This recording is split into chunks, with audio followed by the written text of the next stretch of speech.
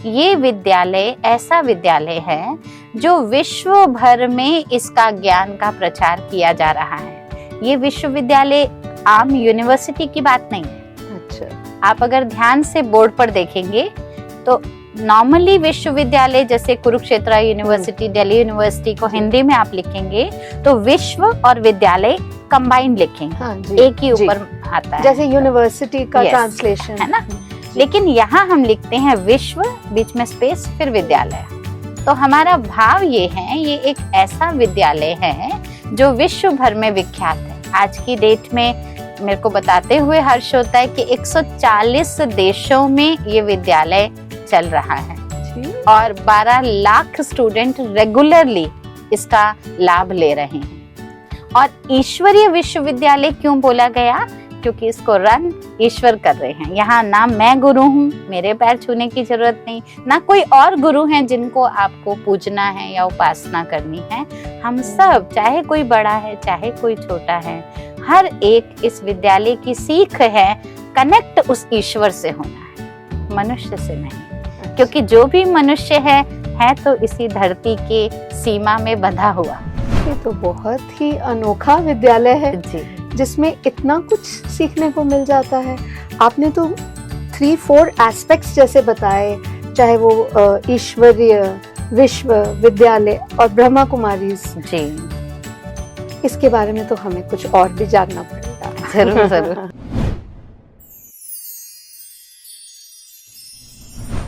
नमस्कार, almighty studio में आपका स्वागत है। प्रोग्राम बातें कुछ खास जगाएं एहसास के एक नए एपिसोड के साथ हम आपके समक्ष हाजिर हैं। दोस्तों, पिछले एपिसोड में हमने जाना कि शब्दों का सही अर्थ, सही उच्चारण और सही प्रयोग करने से उनका एहसास हमारे दिल को छू जाता है। जैसे हमने सीखा कि ब्रह्म ना कहकर जब हम ब्रह्मा कुमारीज कहते हैं तो हम उसके सही अर्थ को परिभाषित कर पाते हैं। आज हमारे साथ स्टूडियो में मौजूद हैं आदरणीय लता दीदी। आपका बहुत बहुत स्वागत है दीदी। शांति। दीदी, पिछली बार आपने बहुत ही सुंदर व्याख्या की और हमें समझाया शब्दों का अर्थ, उच्चारण और सही उपयोग। आज हम जानना चाहेंगे कुछ और ब्रह्मा कुमारीज के बारे में। आप इस संस्था से बहुत वर्षों से जुड़ी हुई हैं, अपनी सेवाएं दे रही हैं संपूर्ण समर्पित होकर। आप हमें बताइए, ये संस्था आखिर है क्या? हमने इसके बारे में सुना है, हमें लगता है कभी आश्रम है या ये महिलाओं की कोई संस्था है। कुछ लोग तो इसे मंदिर भी मानते हैं कि वहाँ पर ज्ञान के प्रवचन होते हैं। क्या आप हमें इसके बारे में विस्तार से बताएंगी?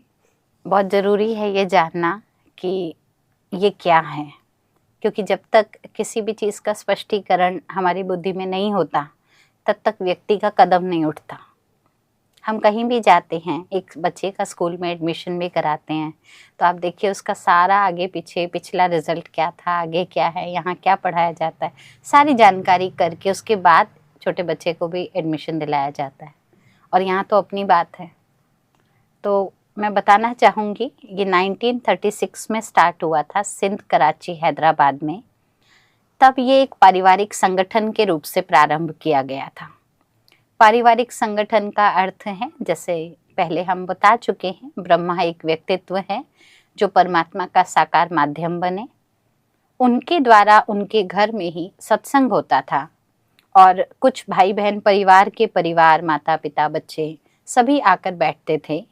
कोई ज्ञान चर्चा नहीं होती थी क्योंकि कोई गुरु नहीं थे वो, लेकिन आपस में बैठकर ओम ध्वनि किया करते थे। और वो ओम ध्वनि में इतनी तल्लीनता, इतनी जैसे हृदय की गहराई होती थी, सभी के सभी अपने अपने इष्ट की याद में खो जाते थे।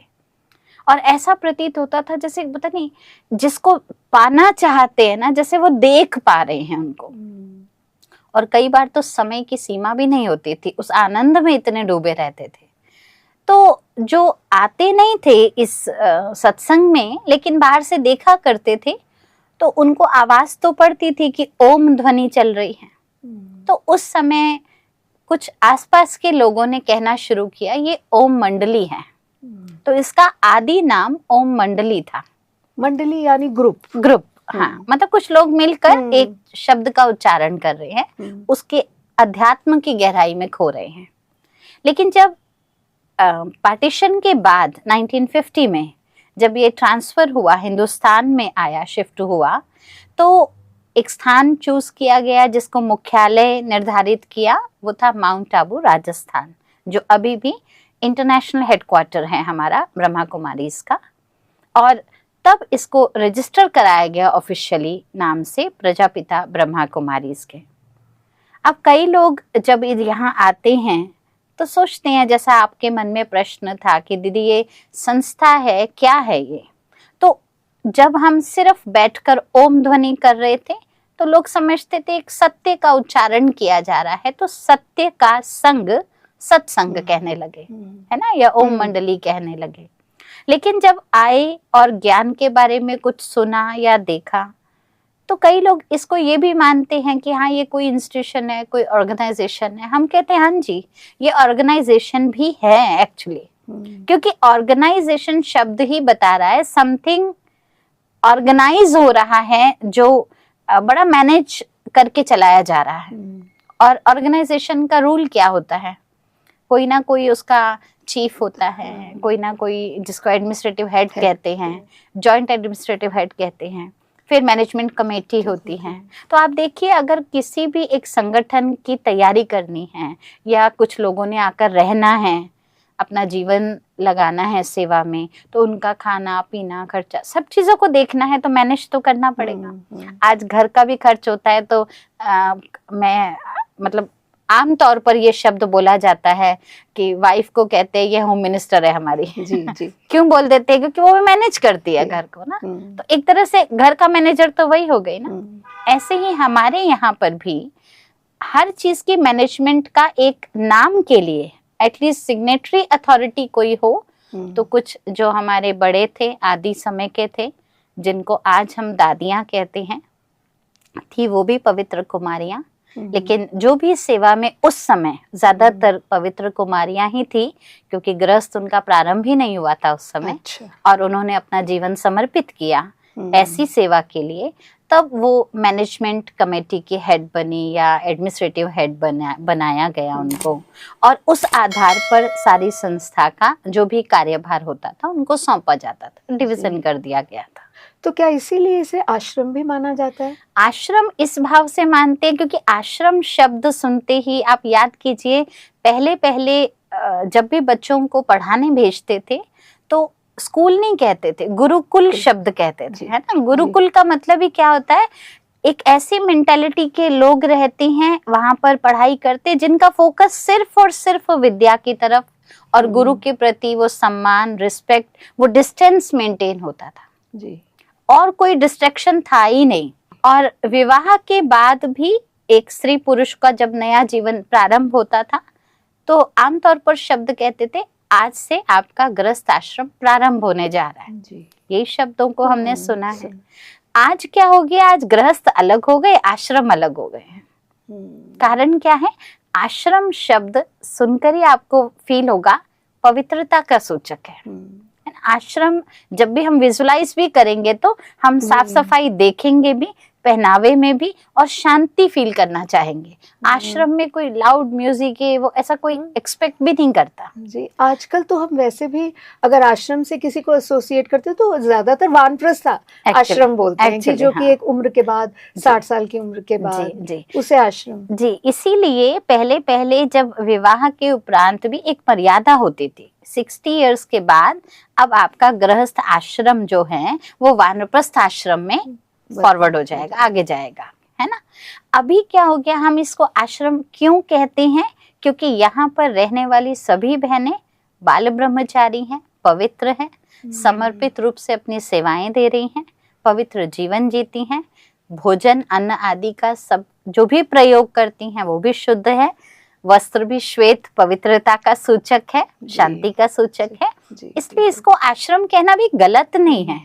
लेकिन आश्रम का अर्थ ये नहीं कि कोई दुखी हो गया तो आकर यहाँ अर्पित हो गया, या घर से झगड़ा हो गया तो हम आकर यहाँ रहने लग गए, वो वाला आश्रम नहीं। आश्रम का अर्थ यहाँ पवित्रता के सूचक की बात आती है। हाँ, क्योंकि ज़्यादातर अब आजकल आश्रम जिस तरह आप बता रहे हैं उस रेफरेंस में नहीं लिया जाता, हाँ जी, इसी तरह लिया जी, जाता है जहाँ पे कुछ पीड़ित जी, लोग हैं जो हाँ जी, आकर कुछ उनको आश्रय मिल जाता जी, है जी, या जी, कुछ हो जाता है। जी, ठीक है, तो ये हो गई एक संस्था भी है, आश्रम भी है। जी, और मैंने आते जाते जो नाम पढ़ा है ब्रह्मा कुमारी इसके लिए काफी लंबा, जिसमें कुछ विद्यालय शब्द भी लिखा होता है, बिल्कुल ठीक उसका कह क्या रहे हैं। अभिप्राय है?